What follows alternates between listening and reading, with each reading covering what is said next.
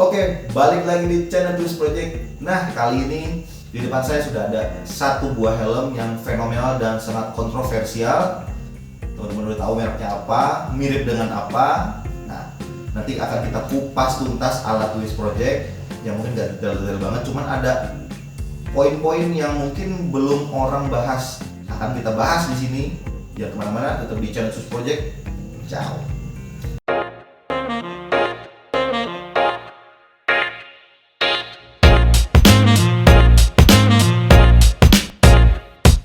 Ya, nggak bosan-bosan saya ingetin yang belum subscribe silahkan klik tombol subscribe-nya, klik tombol loncengnya supaya tidak ketinggalan informasi seputar roda 2. Lanjut ke videonya.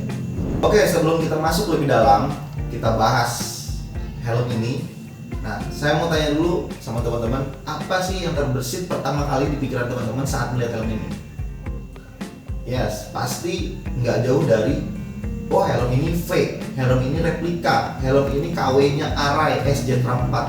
Betul, ada betulnya, tapi kemungkinan ada juga yang salah. Nah, nanti saya juga mau ngajak diskusi teman-teman juga bisa jawab di kolom komentar pendapat teman-teman seperti apa tentang helm ini. Tapi sebelum kita masuk ke dalam, kita bahas dulu secara general. Apa itu helm fake atau palsu, apa itu helm replika.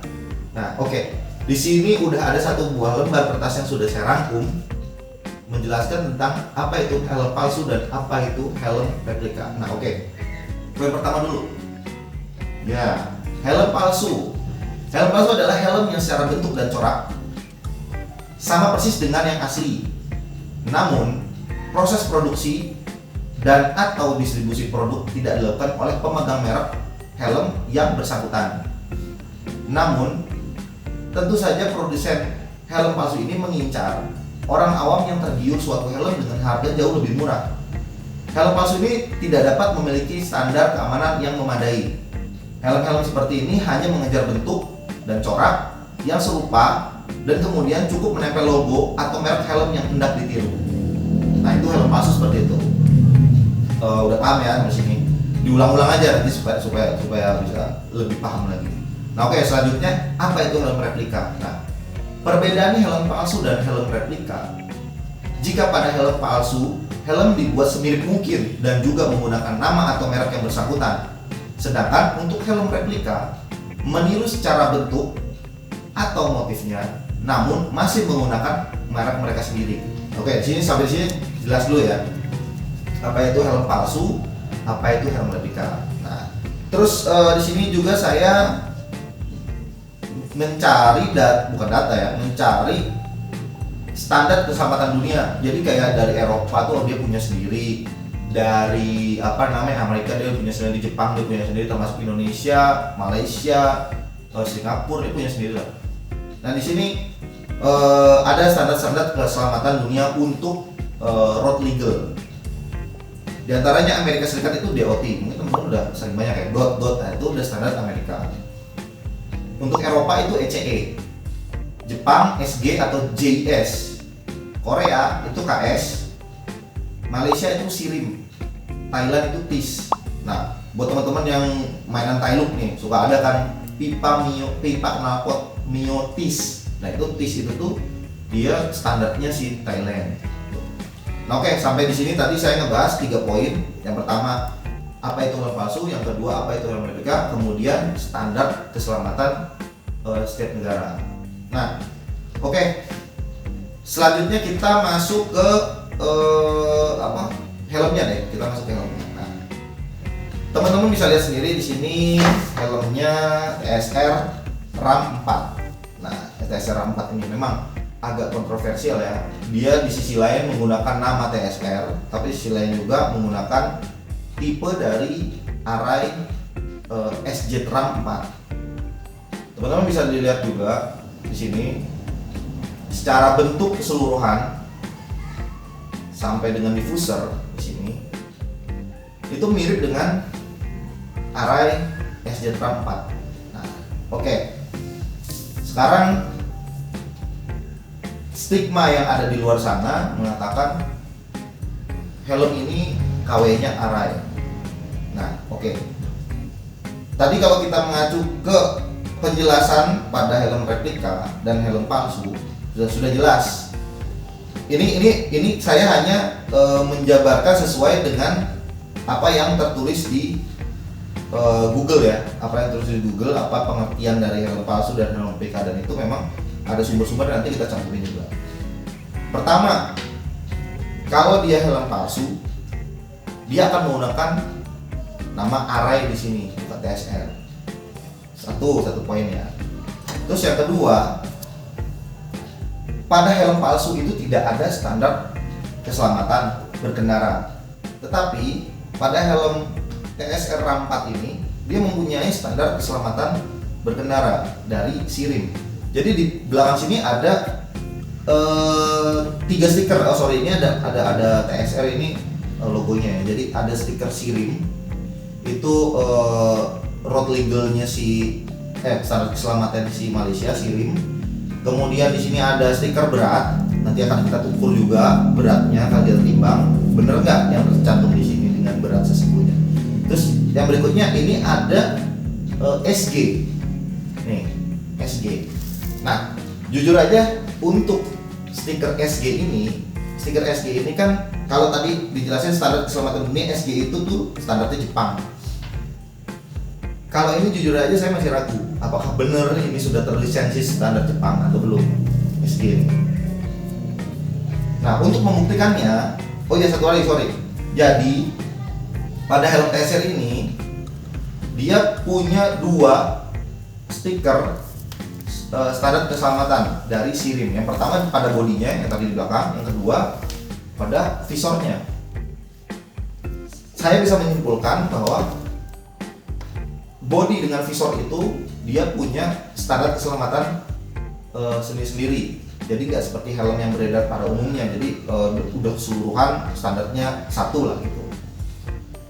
Kalau di Malaysia mungkin berlakunya gitu. Nah bisa dilihat juga ini stikernya kayaknya otentik ya. Jadi hologram juga. Terus kayaknya sih bukan stiker KW sih, bukan stiker palsu. Jadi ini bisa kita cek dengan cek barcode. Langsung aja nggak pakai lama-lama, kita cek benar nggak ini terdaftar di badan keselamatan Malaysia lah gitu ya, standar nasional Malaysianya lah mungkin gitu. Langsung aja kita cek. Jadi saya sudah pakai scan barcode. Sudah, saya agak ini dulu.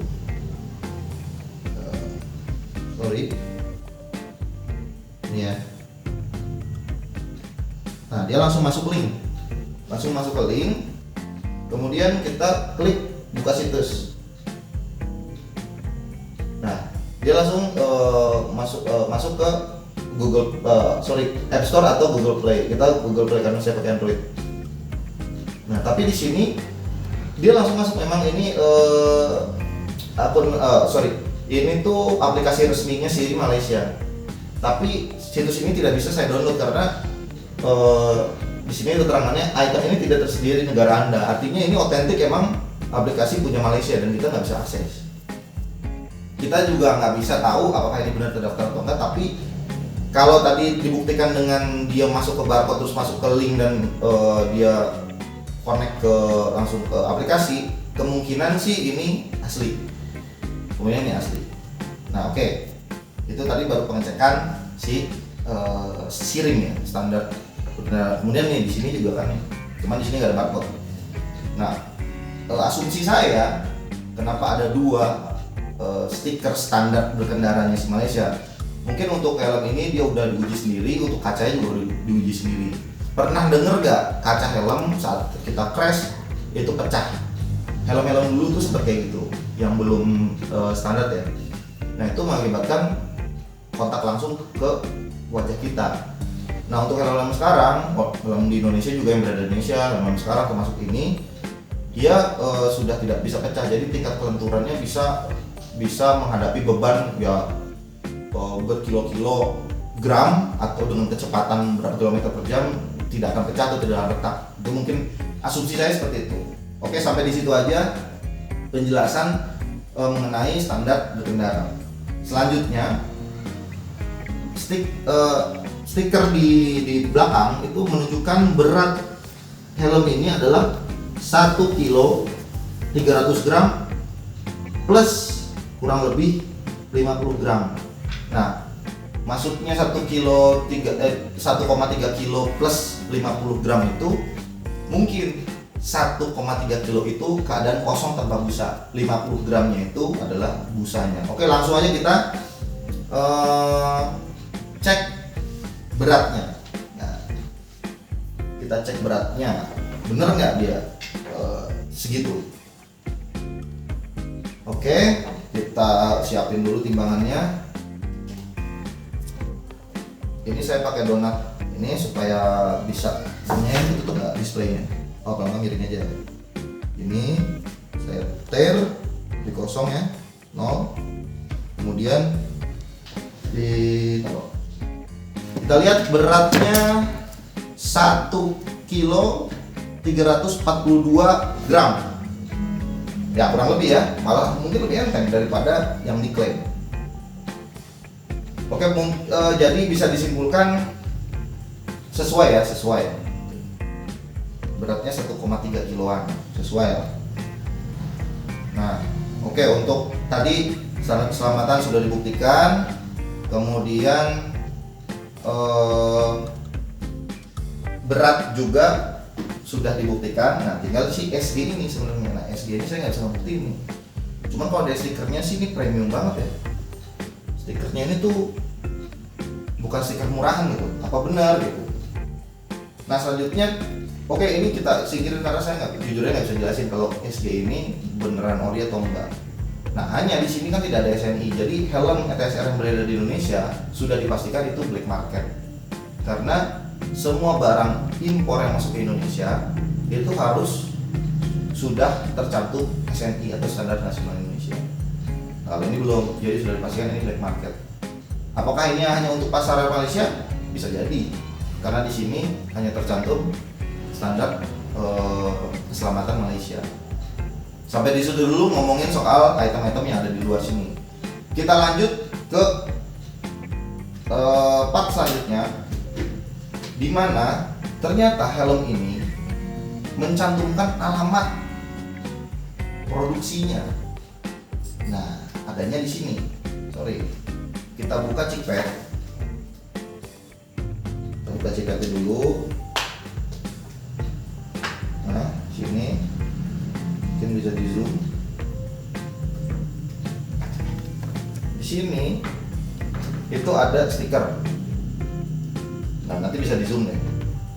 Bisa di zoom stiker. Ini apa namanya? Ada alamat. Oke, saya bacain dulu ya. Sorry ya. Instruction for user.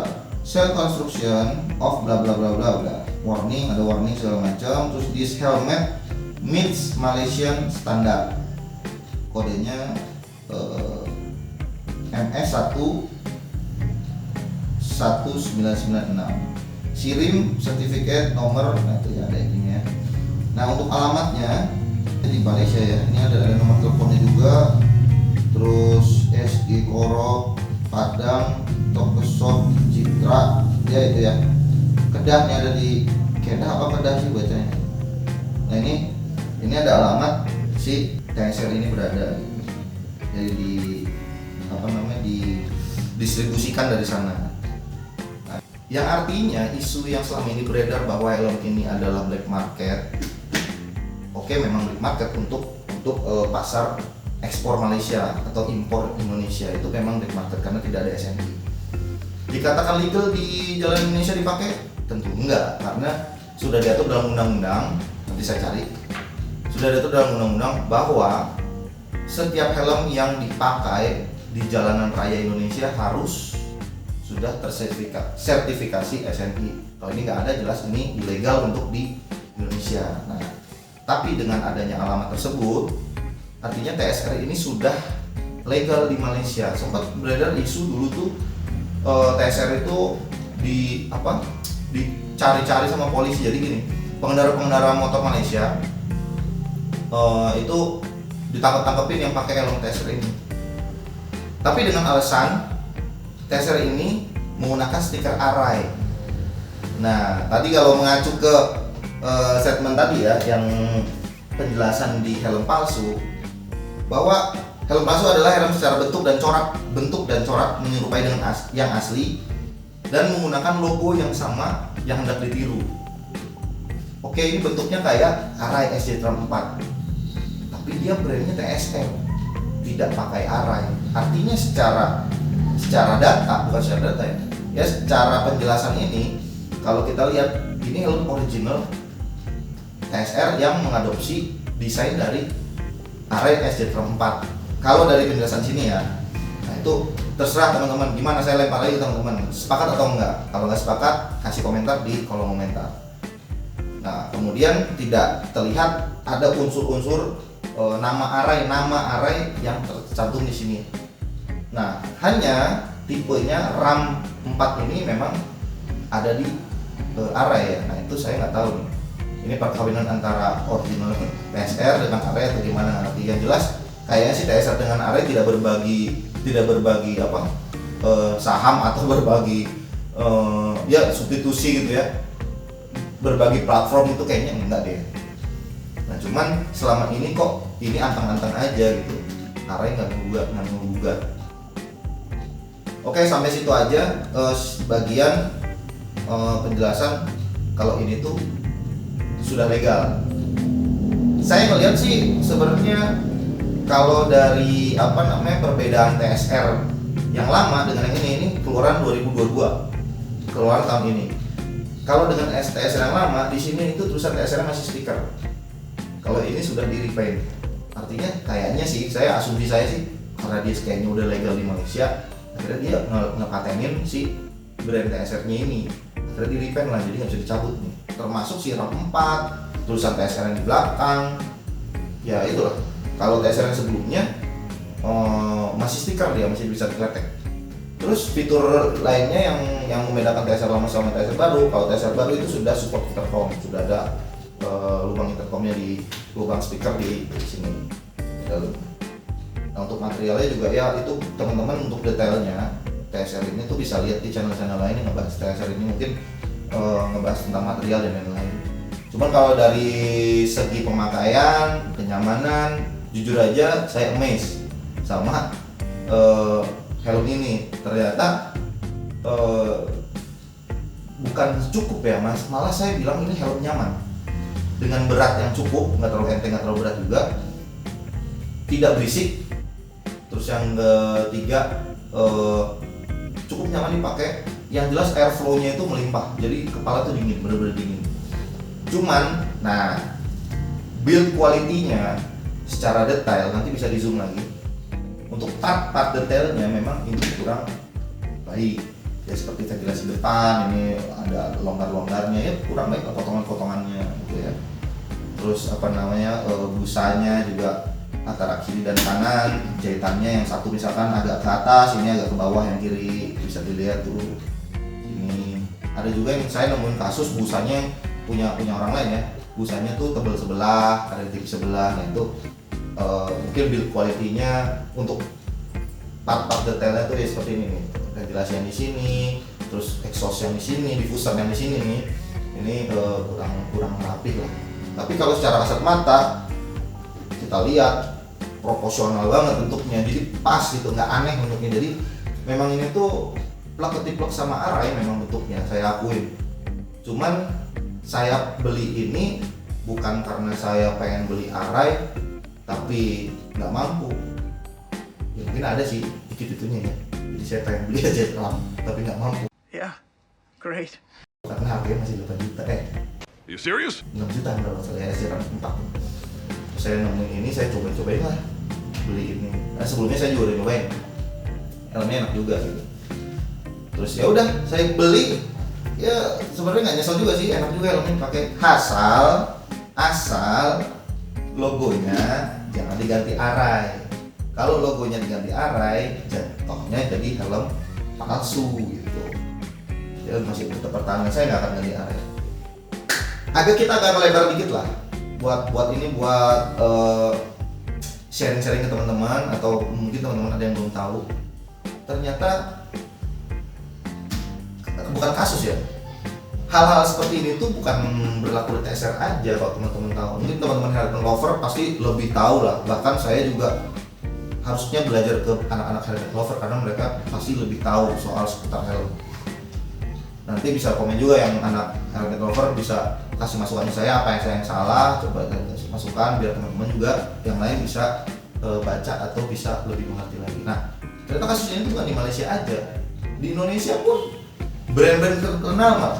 Kayak teman-teman tahu, nggak usah jauh-jauh lah. KYT Kyoto itu mirip sama J Cruise pertama. Nanti saya tambahin fotonya di sini. KYT Kyoto mirip sama J Cruise. Plus plug bentuk ventilasinya, terus bentuk cheek padnya, bentuk crown padnya udah sama. Itu ya, KYT Kyoto itu sama dengan Shui J Cruise. Yang harganya juga tepat jauh. Kemudian ink dinamik. Nah, kebetulan saya nih ada barangnya, sorry. Oke, selanjutnya ink dinamik nih, ink dinamik. Oh, ini jangan diraukan ya, udah ganti flat visor soalnya. Bisa dilihat dari ventilasinya, spoilernya, bentuk belakangnya, sampai kulit-kulitan dan plastik-plastikan ini, sampai bentuk jahitan di sini, bentuk busa-busanya itu mirip sama GeForce. Sama Sui GeForce 4 ya. Nah, ini mirip banget. Jadi kalau tadi di awal video saya ngomong, ini saya taruh bawah lagi ya. Di awal saya ngomong coba kita berpikir dua arah. Maksudnya gini, andai kita orang Malaysia, SR ini tuh KYT-nya atau INK-nya lah, KYT Kyoto-nya atau INK dinamiknya.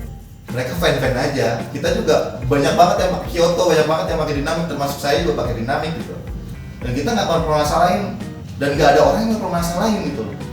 Tapi kenapa si TSR ini tuh, apa mungkin karena mengacu yang ke helm Arai, tapi kan Sui juga branded juga gitu kan. Tapi kok nggak ada yang klaim atau nggak ada yang gimana, sedangkan bentuk fitur hampir sama gitu. Semuanya sama ini. Jadi KYT Kyoto atau ink dinamik yang beredar di Indonesia itu sama dengan Shui J Cruise atau GeForce. Ini sama dengan Arai SH-Tram. Kita dua negara yang berbeda, tetapi masing-masing itu punya acuan, punya kayak kiblat lah, atau punya kayak tolak ukur ya, maksudnya kayak kiblat kiblat bentuk lah gitu. Mungkin si pihak dari TSR menganggap ini bagus, fiturnya juga oke, tapi dinamain TSR. Jelas kalau dengan kualitas dengan Arai pasti beda, walaupun beratnya sama-sama 1,3, anggaplah ya beratnya sama-sama 1,3, tapi mungkin secara kualitas atau performa mungkin beda lah sama Arai. Jelas lah, kalau Arai kan memang teknologinya diukur. Kalau ini saya nggak tahu juga, karena tadi saya bilang juga build quality untuk detail-detailnya itu kurang rapi, terutama di bagian mounting mulut ini nih, mulut ventilasi udara itu mungkin beda ya, termasuk termasuk KYT, termasuk ink gitu. Nah itu makanya tadi di awal saya coba. Apakah teman-teman sepakat dengan argumen saya, dengan statement saya? Mangga, silakan. Kalau misalkan teman-teman punya pemikiran lain, silakan cantumin di kolom komentar. Gimana menurut teman-teman? Kalau menurut saya sih kayak gitu. Jadi balik lagi ke tadi, helm palsu, helm replika. Untuk saya nggak memaksakan teman-teman sepemikiran saya. Untuk saya, ini adalah helm replika, bukan helm palsu, selama ininya tidak diganti Arai. Begitupun KYT Kyoto, begitupun INK dinamik, mereka helm replika, asalnya diganti Shui. Nah itu seperti itu. Jadi oke, ada penjelasan lagi tentang, bukan penjelasan ya, jadi ini tuh menurut pengalaman saya, yang bisa dipatenkan itu tuh selain merek, jelas lah mereknya pasti dipatenkan ya. Biasanya teknologi atau penemuan yang dianggap wah ini Arai banget nih, misalkan penemuan yang dianggap oh ini Shui banget nih, ini KYT banget, biasanya itu dipatenkan karena mereka seolah-olah penemu dari fitur itu atau teknologi itu, biasanya itu. Nah oke, Jadi seperti itu ulasan singkatnya tentang TSR SJ Tram 4 yang mirip array SJ Tram. Nah itu. Oke. Nah terakhir, saya buat teman-teman yang nanyain, Bang, beli dapat harga berapa, beli di mana? Nah ini kelengkapannya apa aja. Nah jadi untuk helm TSR Ram 4 ini pembeliannya mendapatkan satu buah dus ya, dusnya, dus bawaan, kemudian sarung, truk TSR, bukan arai, truk TSR, dus TSR. Kemudian saya dapat harga di 1.500.000, di harga 1.500.000 itu untuk yang polos, untuk yang corak 1.750.000. Nah itu saya dapat beli di Supri Helmet Gallery, itu di Cirebon ya. Beli zoom tuh harganya 1.500.000, tanggal 11 Oktober 2022, belum lama ini sih ya. Jadi seperti itu. Jadi kesimpulannya, nah kesimpulan sampai dengan kesimpulan nih kita. Apakah helm ini worth it untuk dibeli kalau punya budget 1,5?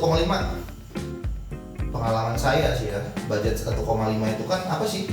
Kalau helm lokal yang lagi tren tuh NFJ ya. Udah lah, kita bandingin sama NFJ lah.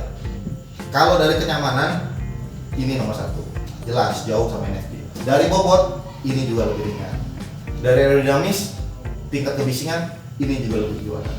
Tapi kalau ngomongin otentik, mungkin NFJ lebih otentik. Jadi dia punya desain original sendiri. Saya juga ngerasa kalau NFJ, NFR, NX Race, DT Course gak jauh-jauh dari Xiaomi. Ini teman-teman ada yang tahu, coba buat teman-teman yang penasaran, coba googling Xiaomi Track One itu mirip sama apa. Nah, jadi ya lagi-lagi semua helm, semua desain mobil, motor itu mereka inovasi berdasarkan barang jadi yang sudah tercipta sehingga mereka bisa kembangkan. Nah, gitu. Jadi pilihannya terserah teman-teman. Mau pilih ini dengan budget 1,5 ya, atau NFJ dengan budgetnya mirip-mirip. Kalau dari segi nyaman, enteng, ya nyaman lah, nyaman dipakai, angin enak, ventilasi pokoknya dingin lah, helmnya dingin, terus nyaman dipakai, ya ini. Tapi kalau pengen road legal, yang legal untuk di jalan, ya teman-teman bisa ambil NFJ dengan harga segitu. Tapi nyamannya menurut saya, bagi saya sih lebih nyaman ini daripada NFJ. Saya nggak banding-bandingin, cuman kita mengacu ke harga yang mirip-mirip. Ya udah jauh-jauh dari itu ya. Kalau yang open face. Kemudian fiturnya juga NFJ kan ada double visor, mending ya. Ya mungkin gitu aja. Pengalaman saya beli helm ini sih cukup puas sampai saat ini. Kemudian tadi data-data sudah diambil, tinggal teman-teman simpulkan sendiri apakah ini helm KW, apakah ini helm replika, silahkan. Nah, tadi kelengkapannya udah, terus apa lagi? Ya udah gitu aja. Mungkin segitu aja video dari kami Twins Project. Mohon maaf kalau ada salah-salah kata, salah-salah penjelasan, kurang penjelasan. Mohon maaf, mohon dibenarkan di kolom komentar. Lagi-lagi saya masih belajar, saya juga ambil data dari Google. Kita sama-sama menyimpulkan masing-masing dari kita seperti apa. Silahkan.